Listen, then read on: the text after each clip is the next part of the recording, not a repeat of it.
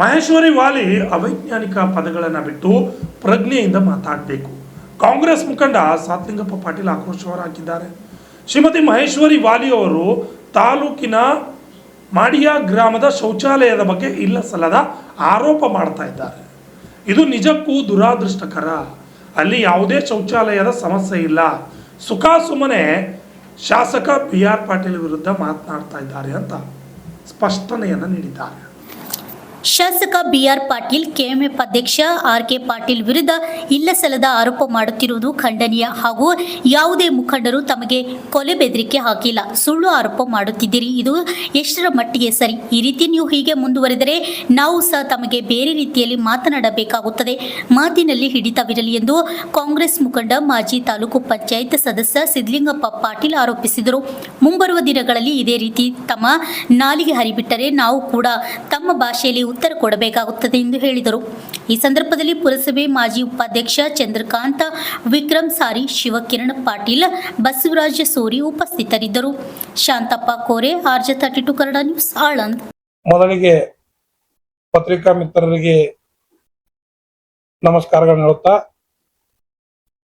ನಿನ್ನೆ ದಿವಸ JDS ಪಕ್ಷದ ಜಿಲ್ಲಾ ಅಧ್ಯಕ್ಷರಾಗಿರ್ತಕ್ಕಂಥ ಶ್ರೀಮತಿ ಮಹೇಶ್ವರಿ ವಾಲಿಯವರು ಆಳಂದ ತಾಲೂಕಿಗೆ ಸಂಬಂಧಪಟ್ಟಿರತಕ್ಕಂಥ ಕೆಲವೊಂದು ವಿಷಯಗಳನ್ನ ಅಸಂವಿಧಾನಿಕ ಪದಗಳನ್ನ ಬಳಸಿ ಅವರು ಪತ್ರಿಕಾ ಪ್ರಕಟಣೆ ಮಾಡಿದ್ದನ್ನ ನಾವು ಗಮನಿಸಿದ್ದೇವೆ. ನಾನು ಮಹೇಶ್ವರಿ ಅಕ್ಕವರಿಗೆ ಹೇಳ್ತೀನಿ, ನಾವು ಕೂಡ ಹೆಣ್ಣು ಮಕ್ಕಳನ್ನ ಪೂಜ್ಯತಾ ಮನೋಭಾವದಿಂದ ನಡ್ಕೋತೀವಿ. ಅದಕ್ಕೆ ತಾವು ಏನು ಅಸಂವಿಧಾನಿಕ ಪದಗಳನ್ನ ಬಳಸ್ತಾ ಇದ್ರಲ್ಲ, ಅದು ದಯಮಾಡಿ ಬಿಡಬೇಕು. ಆಮೇಲೆ ಪ್ರಜಾಪ್ರಭುತ್ವ ವ್ಯವಸ್ಥೆ ಅದ. ನೀವು BR ಪಾಟೀಲ್ ಅವರು ಶಾಸಕರದಾರ, ಏನ್ ಕೆಲಸ ಮಾಡಿಲ್ಲ, ಏನ್ ಮಾಡ್ಬೇಕು, ಇದು ಮಾಡ್ರಿ ಅಂತಕ್ಕಂತ ಹೇಳ್ತಕ್ಕಂಥ ತಮ್ಗೆ ಹಕ್ಕದ, ಹೇಳಕ್ ಬಾಣದಿರ. ಅದು ಬಿಟ್ಟು ನೀವು RK ಪಾಟೀಲ್ ಅವ್ರಿಗೆ ರಾಜೀನಾಮೆ ಕೊಡು ಅಂತ ಹೇಳ್ರಿ. ನೀವೇನು ರಾಜೀನಾಮೆ ಕೊಡ್ಸಕ್ಕ ನೀವ್ ಯಾರು ರಾಜೀನಾಮೆ ಕೇಳೋರು? ಅವ್ರದ್ದು ಅವರು ಎಲೆಕ್ಟೆಡ್ ಆಗಿ ಆರಿಸಿ ಬಂದಿರತಕ್ಕಂತ ಒಬ್ಬ KMF ಅಧ್ಯಕ್ಷರು. ಅವ್ರು KMF ಅಧ್ಯಕ್ಷರಾದ ಬಳಿಕ ಏನ ಒಕ್ಕೂಟ ಯಾವ ರೀತಿ ಅಭಿವೃದ್ಧಿ ಮಾಡ್ರ ಅಂತಕ್ಕಂಥದನ್ನ ಇಡೀ 3 ಜಿಲ್ಲೆಯ ರೈತರು ಮಾತಾಡ್ತಾರೆ. ಅದಕ್ಕೆ ತಾವು ಈ ರೀತಿ ಏಕವಚನದಲ್ಲಿ ಅವ ಇವ ಅಂತಕ್ಕಂಥ ಶಬ್ದಗಳನ್ನ ಬಳಸಬಾರ್ದು. ಅದು ನಮ್ಮನ್ನು ಕೂಡ ಬಳಸಕ್ ಬರ್ತದ, ಅದು ಒಳ್ಳೇದಲ್ಲ, ಅದು ನಮ್ಮ ಸಂಸ್ಕೃತಿನೂ ಅಲ್ಲ. ಅದಕ್ಕೆ ದಯಮಾಡಿ ನಾನ್ ನಿಮಗೇನ್ ಹೇಳ್ತೀನಿ ಅಂದ್ರೆ, ನಿಮ್ ಬಲ್ಯಕ್ ಅವ್ರ ಅದು ಗಳಿಸ್ಯಾರ ಇದು ಗಳಿಸ್ಯಾರ ಅಂತಕ್ಕಂಥದ್ದು ಏನ್ ಹೇಳ್ತಿರಲ್ಲ ಬಾಯ್ಲಿ, ನಿಮ್ ಬಲ್ಯಕ್ ಯಾವ್ದಾದ್ರು ದಾಖಲಾತಿಗಳಿದ್ರೆ ಅದನ್ನ ತಂದು ಕಿಸಿಂದ್ರ ಸಂಬಂಧಪಟ್ಟ ಇಲಾಖೆಗೆ ಒಪ್ಪಿಸ್ರಿ, ತನಿಖೆ ಮಾಡಿಸ್ರಿ. ಒಂದ್ ವೇಳೆ ಅವ್ರ ತಪ್ಪಿತಸ್ಥರಾಗಿದ್ರಂದ್ರ ಅವಾಗ ನೀವು ಇಲ್ಲ ಹಂಗ ಗಳಿಸ್ಯಾರ ಹಿಂಗ ಗಳಿಸ್ಯಾರ ತಿಳ್ಬೋದು. ಅದಕ್ಕೆ ಸುಮ್ನೆ ಬಾಯಿಗೆ ಬಂದಂಗ ಅವ್ರ ಹಂಗ ಇವ್ರ ಹಿಂಗ ಏಕವಚನ ಪದ ನೀವು ಬಳಸಿರಂದ್ರ ನಾನು ಅನ್ನೋದು ಬಿಟ್ಟು ಕಿಸಿ ಬೇರೆ ಬಳಸ್ಬೇಕಾಗ್ತದೆ. ಅದಕ್ಕೆ ಅದು ಒಳ್ಳೇದಲ್ಲ. ನಿನ್ನೆ ಸಿದ್ದರಾಮ ಪೇಟೆ ಅವರು ರಾತ್ರಿ ಪತ್ರಿಕಾ ಪ್ರಕಟಣೆ ಅವ್ರು ಹೇಳ್ದು ನೋಡೋಣ.